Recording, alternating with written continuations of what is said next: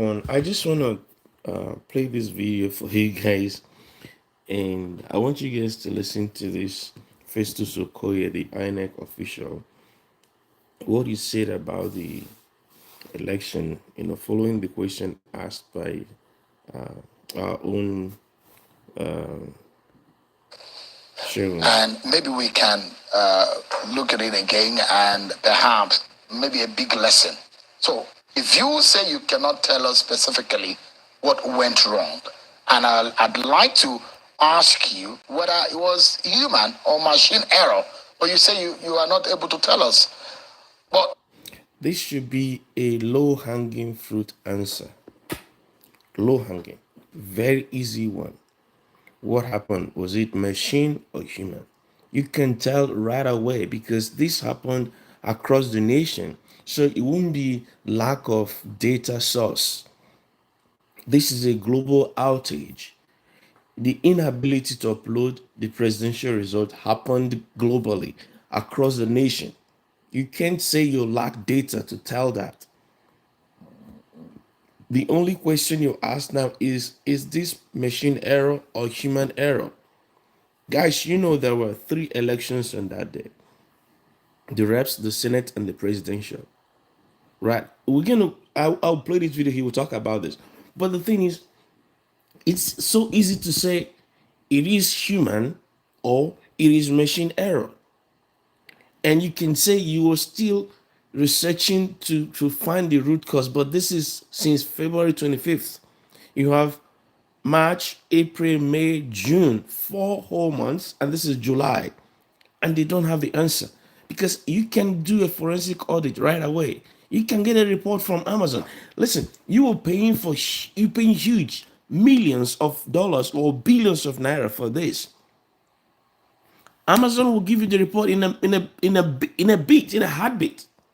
You just ask them, and they will give you the report in a heartbeat, and you can know what happened. There's what they call audit trail. They will tell you what happened. This breaks my heart because these guys take us for granted. I don't know what they're thinking. Do they think that nobody knows Jack or what? Like, do they think they're talking to local old market women? And I'm talking about like those that are in their hundreds, because many market women are educated. Many of them are exposed. Many of them use smartphones. They know these things. They can tell you these things. So I'm actually referring to people like in the 80s that are 100 years old in the 80s, not people now that you can tell there was an outage, but you can't tell us what happened. In this age of technology, where you can ask your hosting provider what happened to your server on that day, we know. We're just saying this so that we can say we are being polite, or if they drag us to court, we can say, "Oh, we didn't accuse anybody." But if we are telling ourselves the truth, we know that someone tampered with this. We know. You have three results to upload to the same server under different databases. You have the same Beavers machine to take the picture. You're uploading pictures, not texts. So there's nothing like, oh, you maybe certain characters were misunderstood. No, you are not uploading texts. Nobody is writing a script to corrupt the system. You're taking pictures, uploading pictures to the server. You upload the first picture, it went through. You upload the second picture, it went through. You come to upload the third picture, it didn't go through.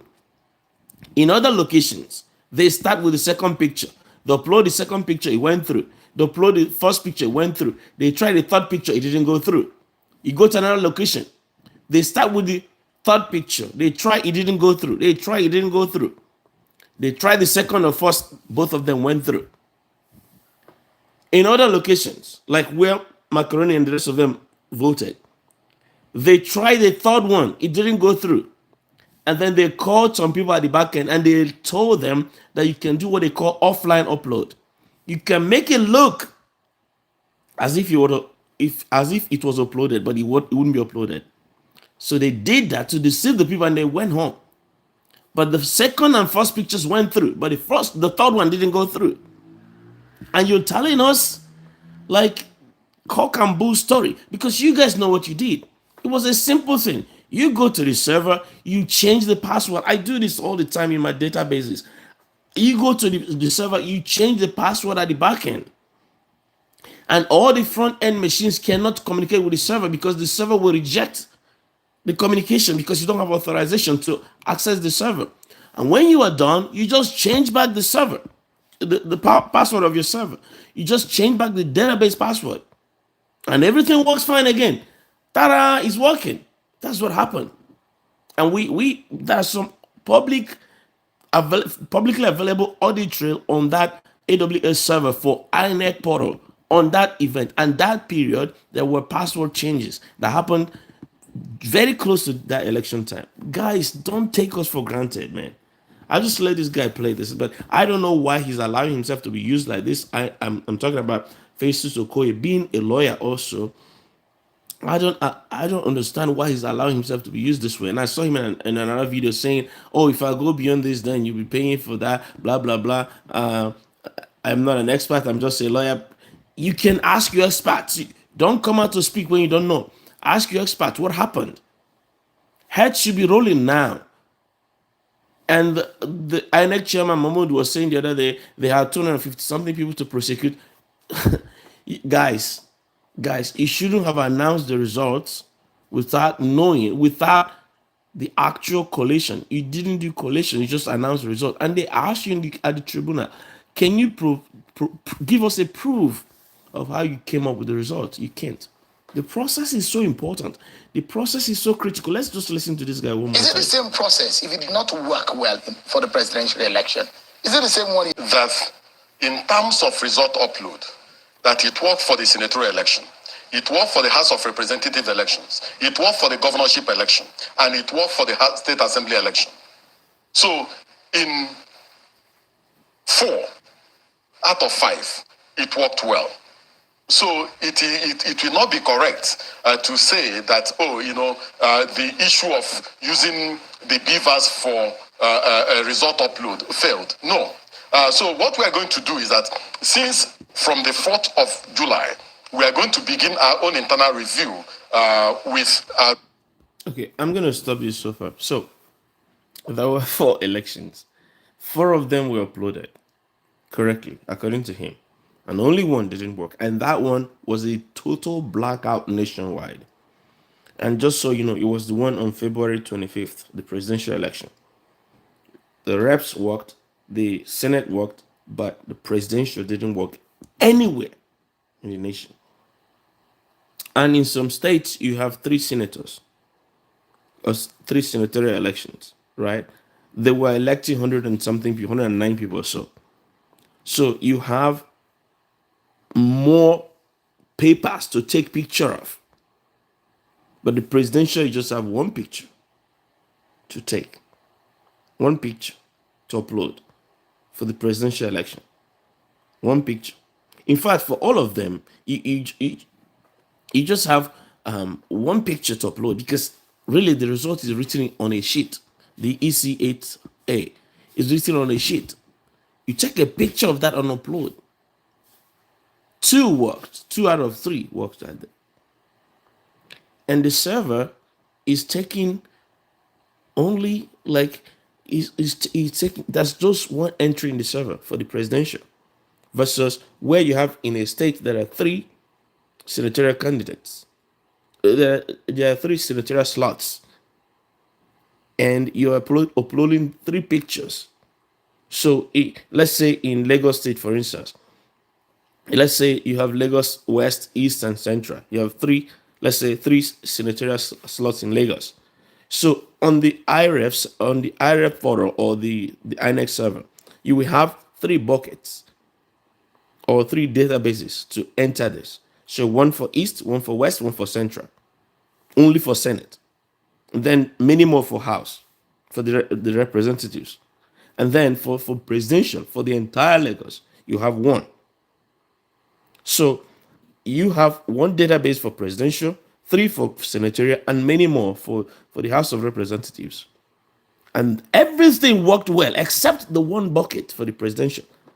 which starts working again after INEC has announced the result. And the electoral law says that, I think 2022 electoral law guidelines say that for you to announce the results, you have to check what you have in the EC8B, and then the EC8A that will be brought physically by the electoral bodies, electoral representatives, and then you have to compare that with what you have on the IREV. And when there is a conflict, you use the one on the IREV. So you don't even have anything on the IREV. You just overruled and you made up your own results. And we saw some places in Lagos where the guy was just writing results on the EC8B. He just writing it. He wasn't copying from EC8A. He was just writing it by himself. And people were challenging him, telling him to stop. This impunity have to stop in this country. This impunity, and these lawyers should be ashamed. Now we have today we have an internet that doesn't forget. That's why it's very careful to know what we're putting out there. We have an internet that doesn't forget, and people will always go back to these things. And how would you present yourself for someone to hire you or to call on you to defend them on a case? Because they know you guys are corrupt. It's going to be who has the highest money to buy. There's no justice anywhere. I remember in those days when Rotimi Williams was representing Jim Wobodo in the electoral dispute, and they came to him, the party of the CCO or the NPN, they came to him and offered him money to twist just judgment, or to not represent Jim very well because he was the opposing lawyer. He came to court, brought the money, and showed that, look, this guy's paid me, I think is it 450,000 or 4.5 million? I don't remember. It was something, a lot of money then back in those days. He said they gave me this money to change my position, but I'm not going to do that. He still lost the case because other people were bought. But that hasn't stopped. But where are the Rotimi Williams that will stand up and say, and I don't know everything about his case, just this particular one I'm talking about, but where are those people that will stand up and say, this is the money they've given me to corrupt justice, I will not do that. Even if I'm going to lose the case because others are corrupt, it doesn't matter to me. I will stand for justice. Where are they? Where are they?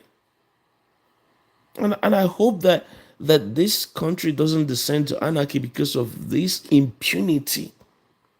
And initially, I used to think these people would be ashamed, but I realized that they can't be ashamed. They don't have the capacity to be ashamed. Thieves are not ashamed. When they snatch your car, they drive it. They're not ashamed. When they steal, they come to your car and vandalize it and take parts of it to fix their own and drive around. They're not ashamed. When they buy stolen TVs and they know it was stolen, or when they steal TVs to watch in their houses, they are not ashamed. They do not have the capacity to be ashamed. They lack the capacity to be ashamed.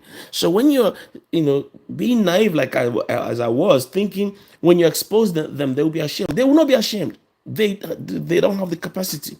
Now we, the citizens, we, the people, have to stand up and stop celebrating these people. We have to call them out. We have to say enough is enough. We can't celebrate these people. We can't support this impunity. And the process that leads to any position must be excellent, first of all. Once we start showing them this position, maybe, just maybe, we'll see a change. President electoral commissioners. And then thereafter, the chairman of the commission will, before the election. Do you want to make $1,000 today and then $1,000 a day, every day? You will only need 5 minutes and might... Election petitions court. And the commission, I think on the 3rd of July, we opened its defense around the issue of result upload and the issues surrounding it. So if you permit me, I will just try as much as possible to avoid answering that question because it's one of the major issues before the election petitions. And I'll give you one example. For instance, I was watching the television one day. They stepped out from the courtroom and said, "Can you imagine? INEC is even objecting to certified documents issued by it. Why are they objecting? They know that within the confines of the law, within the procedures adopted by the courts, whatever objection you have, the reasons for those objections will be reserved until you file a final address. So if you object, you just say, I object to a document. For instance, if, for instance, you are contesting the validity of results issued by the commission in 4 states, and then you apply to the commission for the results in 10 states, and then you want to tender the 10, when in actual fact your grievance is in relation to results in 4 states, the commission is constitutionally, legally, and procedurally permitted to object to the tendering of the results from the other states that you did not plead. And that's exactly what is going on in the... What is wrong with this guy? What is really wrong with him? If you are the commissioner, it doesn't matter what they tender. They're contesting for 4. Fine. Let them tender results in 100 states. It doesn't matter. You issue them that they requested and paid for that. You gave them. They tender. That's not your business. They will defend. They will bring up the 4 that they want to talk about. The rest of them, they do whatever they want to do with it. Because I think these guys, they are smart. They want to make sure that all the results are there, since INEC knows how to drag their feet. So when you have all these results and you say, I want you to recalculate, they can recalculate. If you don't know INEC official, they can recalculate right there and say, okay, this is the actual result based on what you, INEC, have certified. They can recalculate and declare a winner, a real winner. All right, anyways, I'm going to stop you here. Please comment, like, subscribe. Let me know what you think in the comment section, and then I will see you in the next one.